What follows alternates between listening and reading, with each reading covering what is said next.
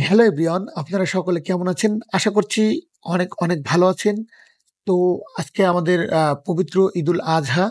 তো সেই উপলক্ষে আশা করছি আপনারা সকলে ভালো আছেন। আর এক্সট্রা কোনো কথা বলি না, তো চলে যাচ্ছি মূল ভিডিওতে। আজকে আমরা গুশমিন্দা দিলেন স্যারের ভিডিওটা বাংলায় তুলে ধরার চেষ্টা করব। সেই ১৬ মিনিটের ভিডিওতে তিনি অনেকগুলো বিষয় আলোচনা করেছেন এবং তিনি আমাদেরকে নিয়েও আলোচনা করেছেন, আমাদের সমস্যা নিয়েও আলোচনা করেছেন। দেখুন, এই অনপেছিভে বিভিন্ন ধরনের লোক আছে। দিলেন স্যারের কাছে প্রতিদিনই অনেক কল, অনেক মেসেজ, মেইল সেগুলো তার কাছে যায়।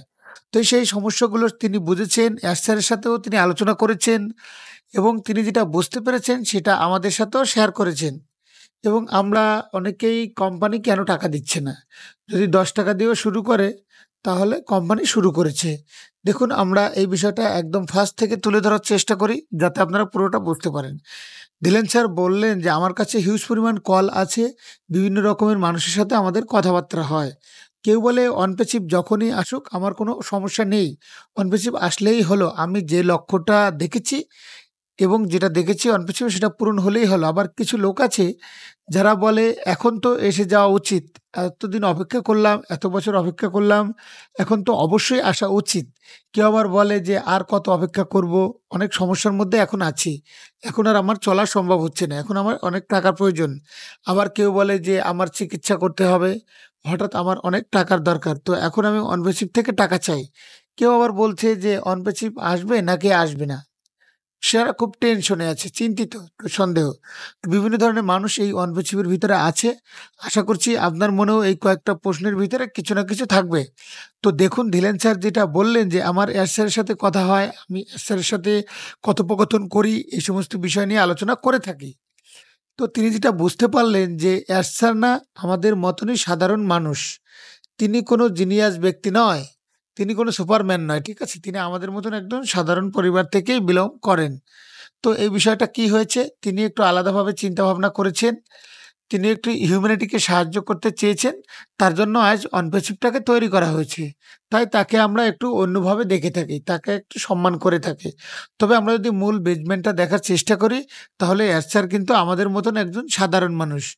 এখন দিলেন স্যার কিভাবে বললেন? একজন সাধারণ ব্যক্তি হওয়ার তিনি সমস্ত কিছু জানে। কাদের টাকা প্রয়োজন, কোন লেভেলের টাকা প্রয়োজন এবং তিনি এটাও বুঝতে পারছেন যে আমরা টাকা চাই। এখন আমাদের টাকার দরকার। কেউ আবার বলে যে অল্প টাকা দিক, তারপরে বাকি টাকাটা দেখা যাবে। তো বিষয়টা কি? স্যার কখনো কল্পনাও করেননি যে আমাদের পরিবারটা এত বড় হয়ে যাবে। একজন হয়তোবা তাকে বলেছেন যে, "আপনার নিজের বিজনেসে যদি ৫০,০০০ ব্যক্তি থাকে তাহলে আপনি সফল, আপনি সাকসেসফুল।"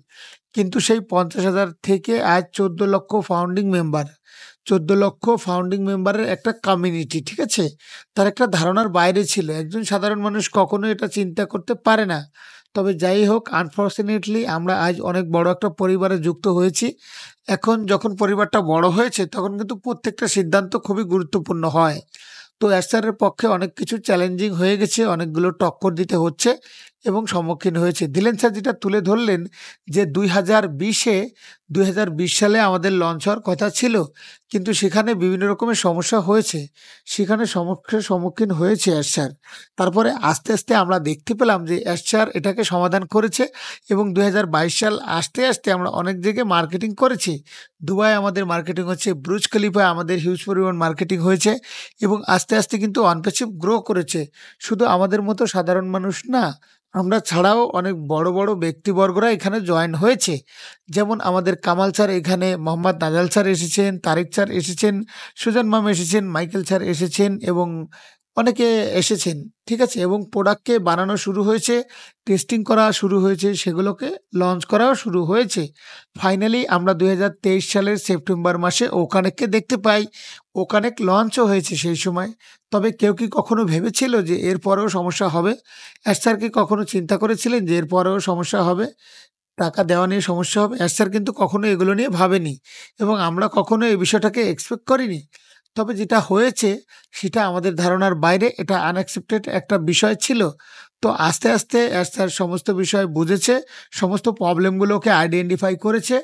এখন স্যার যেটা চাইছেন সেটা হচ্ছে একবার টাকা দেওয়া শুরু হলে মাঝখানে থেমে না যায়। ঠিক আছে? এটা সেপ্টেম্বরে হয়েছে, এ আর যেন না হয়। এটাই স্যার চাইছেন। এর জন্যই সময় লাগছে। আপনি জানেন আপনার মধ্যে এবং কোম্পানির মধ্যে টাকা বিনিময় করার জন্য কোন জিনিসটা প্রয়োজন? সেটা হলো প্রসেসর। আর এই প্রসেসরকে নিয়ে যত সমস্যা, ঠিক আছে? আর এটাই অনপ্যাসিভ এখন কাজ করছে। আর এর জন্য আমরা এক্সটেনশন পাচ্ছি, নতুন টাইমিং পাচ্ছি। এক্সটেনশন কেন দিচ্ছে? অবশ্যই কমপ্লিট হয়নি। এর জন্য কিন্তু আমরা এক্সটেনশন পাচ্ছি। যখন সবকিছু কমপ্লিট হয়ে যাবে, একবার ইনকাম চালু হয়ে যাবে, তখন আর স্টপ না হয়। এটা আমরাও চাইছি, এটা কোম্পানিও চাইছে এবং এটা আমাদের সফলতার একটা পরিচয় দেয়। তো সেপ্টেম্বরে শুরু করেছিলাম, এখানে থেমে গিয়েছিলাম। এখানে আমাদের একটা ব্যর্থতা রয়ে গিয়েছে। আবার যদি এমন হয় তাহলে কোম্পানি আবারও ব্যর্থ হয়ে যাবে। তো আমরা চাই না যে কোম্পানি আবার স্টপ হোক। আমাদের মিশন মাঝখানে থেমে যাক, এটা আমরা চাই না। আমরা চাই কোম্পানি যখন অলওয়েজলি কন্টিনিউয়াসলি আমাদেরকে পেমেন্ট দিতে পারে। তো বিষয়টা এটাই। আপনারা হয়তো বলছেন যে কোম্পানি অল্প টাকা দিয়ে শুরু করুক। বাকিটা আমরা পরে দেখব। তো টাকা এর জন্যই দিচ্ছে না যেন একবারে কোম্পানি পেমেন্টটা দিতে পারে। সিস্টেমটা এমনভাবে বানানো হচ্ছে যাতে আর স্টপ না হয়, যাতে মাঝখানে আর থেমে না যায়।